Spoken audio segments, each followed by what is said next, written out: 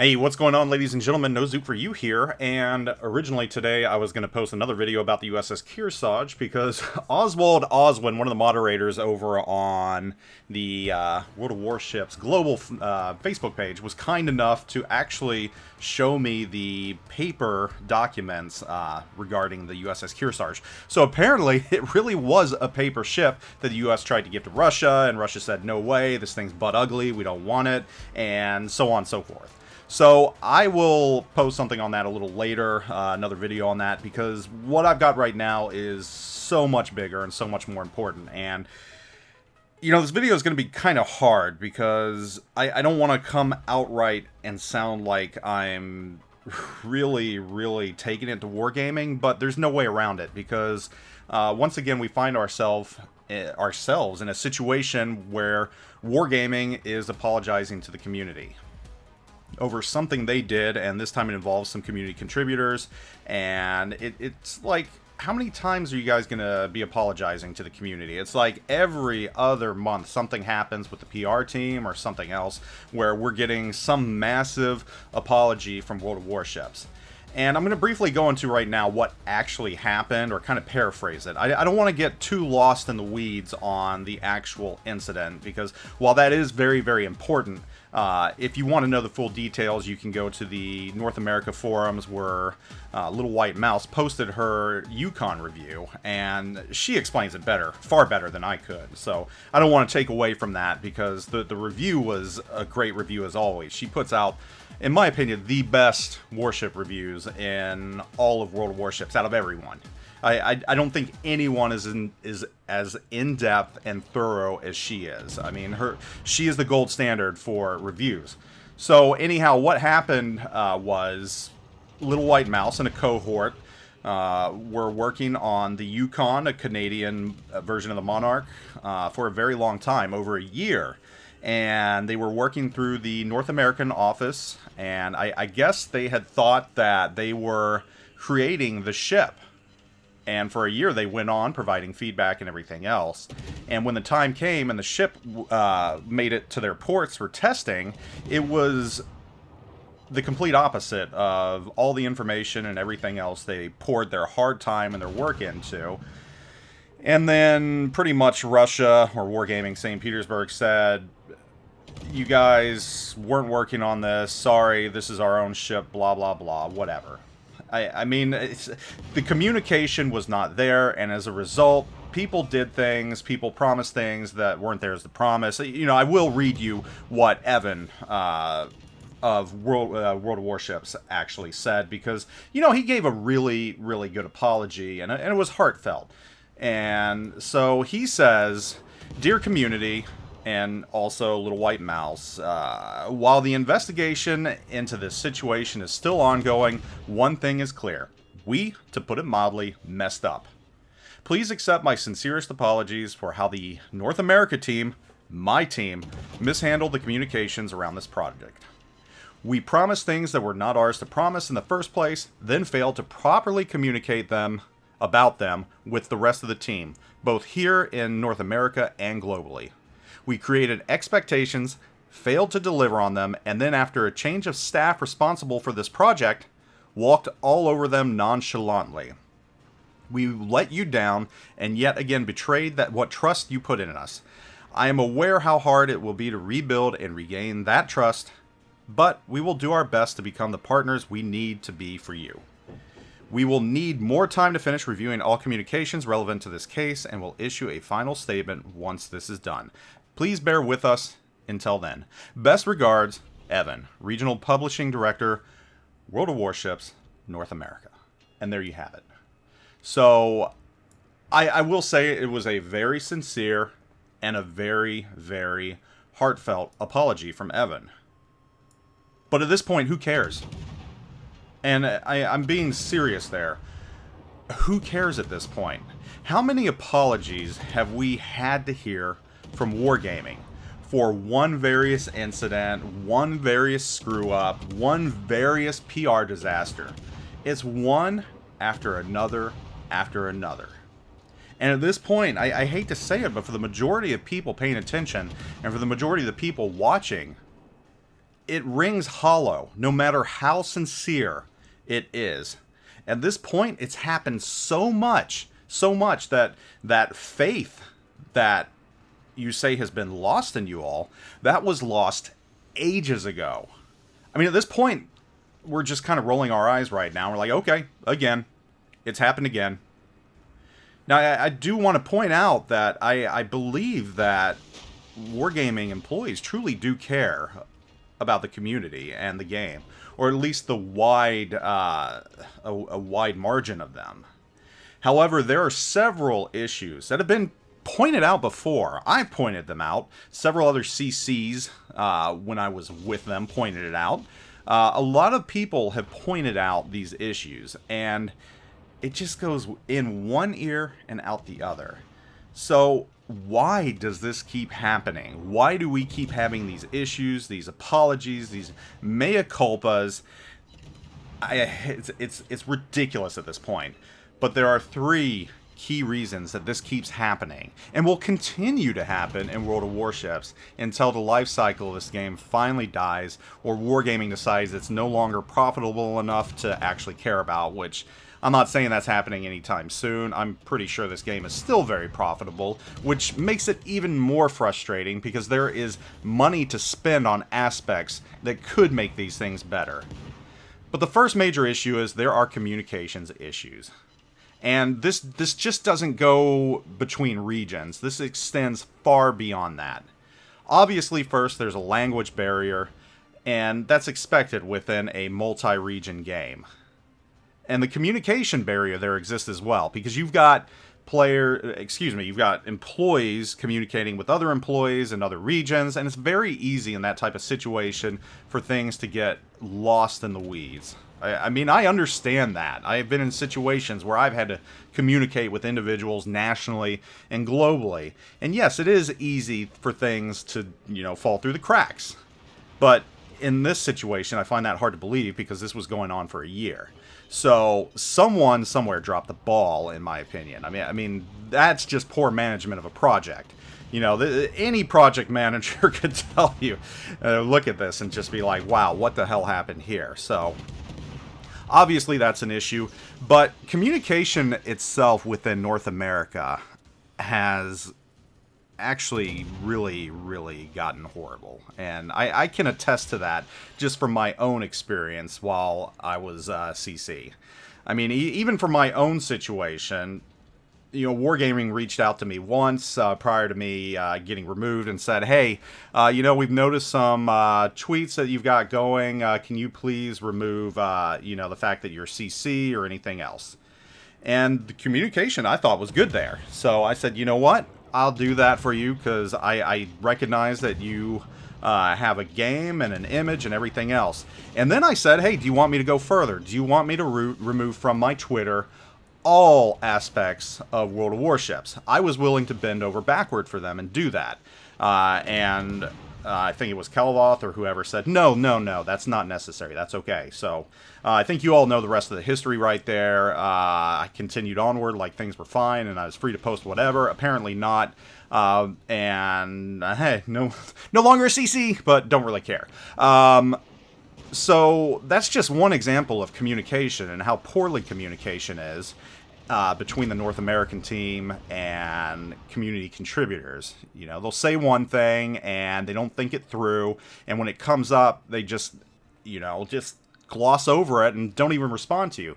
But that's only one instance. I mean, the communication, honestly, from what I saw, just wasn't there, period. And I've noticed this downward trend in communication between North America and the community contributors for the past several years. And it looked like there was a pivot point, a moment when pretty much the communication ended. And of course, I'll get into that in a little bit.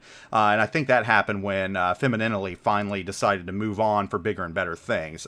She was very much the last of the old school North America team that actually got the community, actually understood the players, because she understood the game. And of course, that's lacking in North America now. And since then, comms have just been scattered.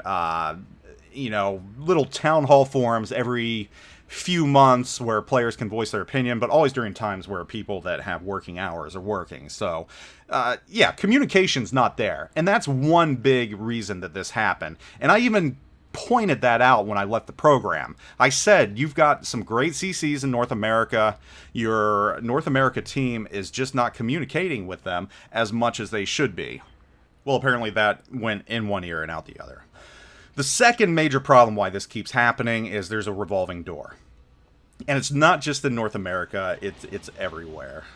And the employees that actually care about the game, the employees that actually care about the players, the employees that actually understand the game and fundamentally understand the game, how to play the game, understand the ships inside out, and all the aspects players care about, they're leaving or have left.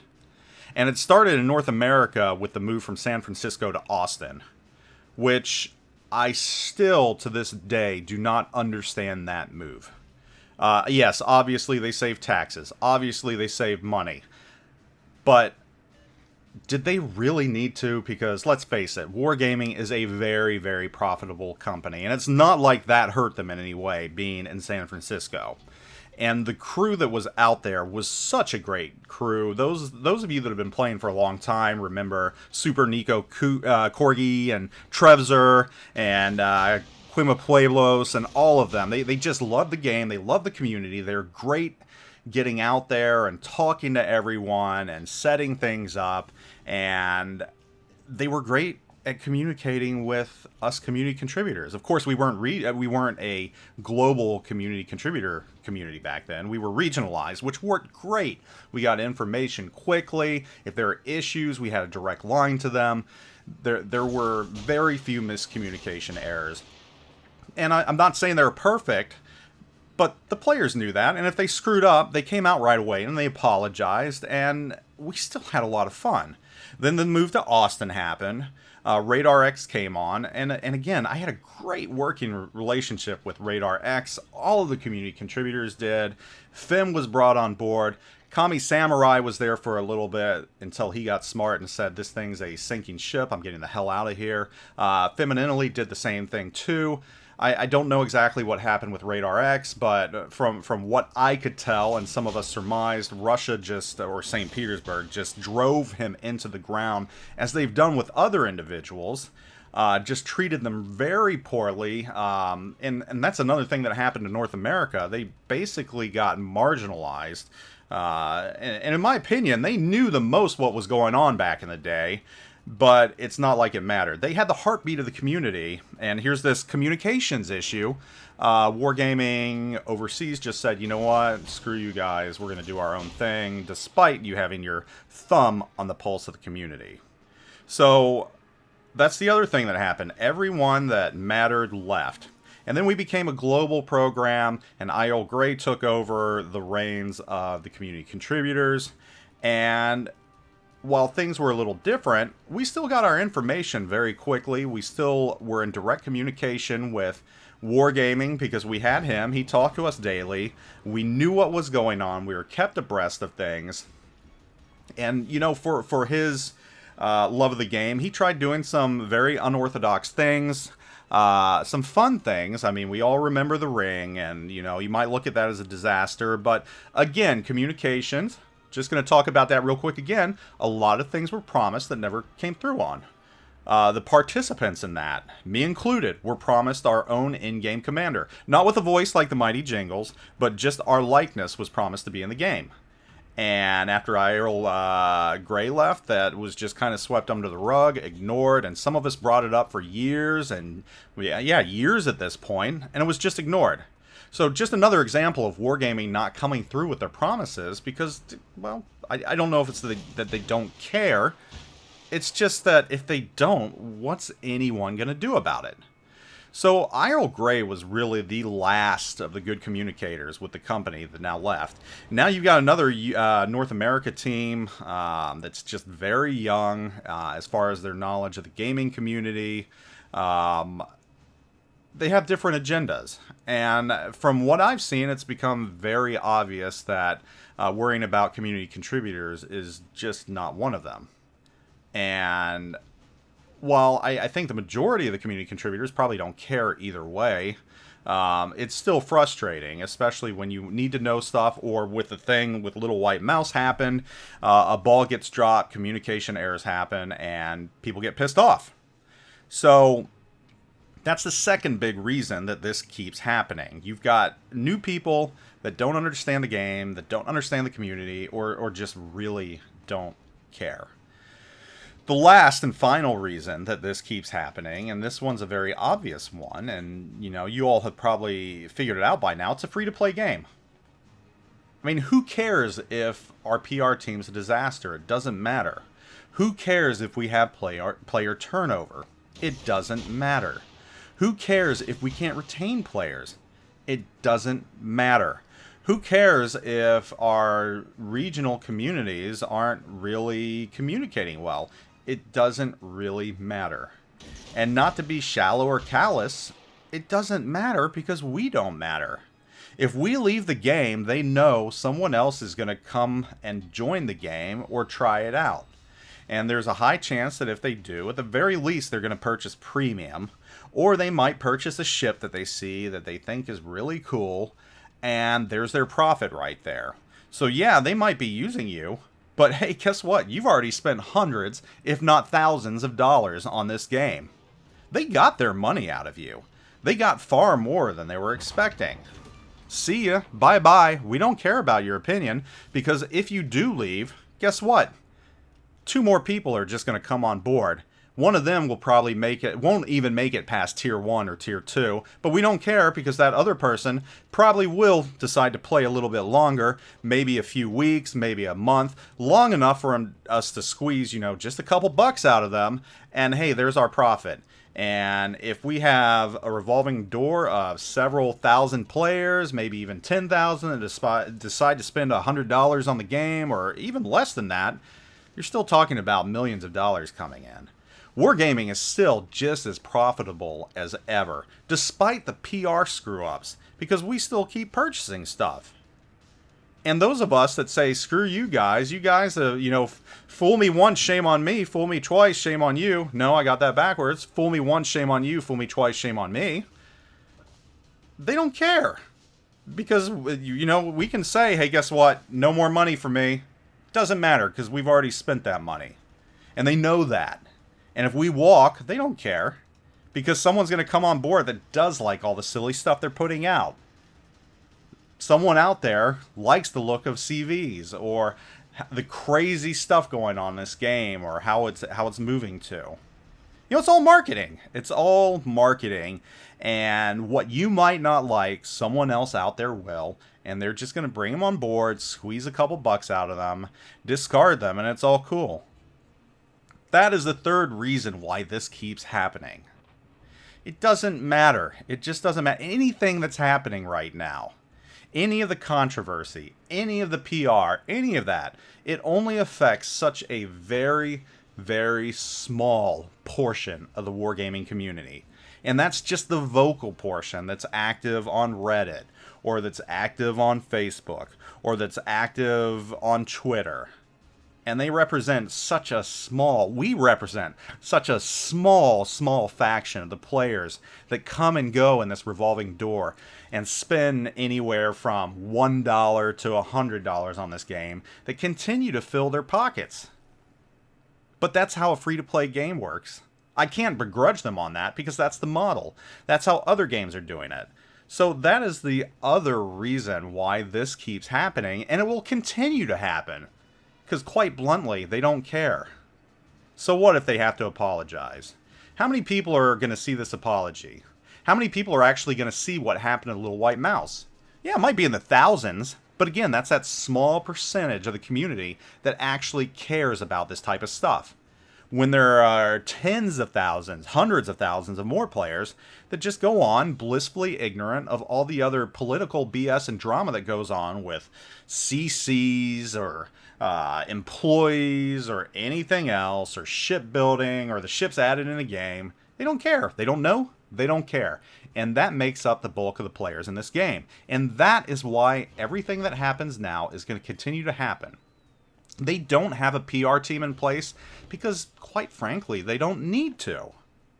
There's no point in spending $75,000 on a dedicated PR individual when they know that someone can just go out there, post an apology, move on, and several weeks from now, this is just going to be long forgotten. And the players that did care, that swear they're going to boycott, have moved on. They don't care about that either because someone's going to come in to fill their place. And so the cycle of screw-ups and apologies will continue, and the revolving door of players will continue. And I guarantee the revolving doors of employees are going to continue because Wargaming, for all intents and purposes, is a stepping stone for the people that know better to jump in, get some experience, and move on to bigger and better things because their talents will actually be appreciated somewhere else, like femininely.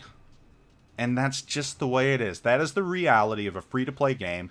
That is the reality of wargaming. And these are all the little inside things that happen. It's just the way it is. So, I feel bad for Little White Mouse. I really do. Because, like I said, she puts out some of the best reviews out there. I take that back. She puts out the best reviews out there.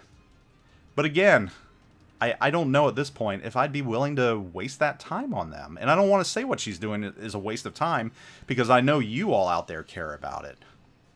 But does Wargaming really think their community contributors or their content creators, not even community contributors, are going to keep doing this type of stuff when they keep getting dragged through the mud and their work is underappreciated? And that's just the truth of it right there. Everything I've said has been the truth of it. So, you know, that's the way it is. Anyhow, if you are paying attention to the news and saw what happened, I want to know your thoughts. I want to know what you think can be done about this, or if it's just going to continue the way it is because that's the way things are. Leave your comments in the comment section of this video. I hope you all are doing wonderful. Catch you all later. Zoop out.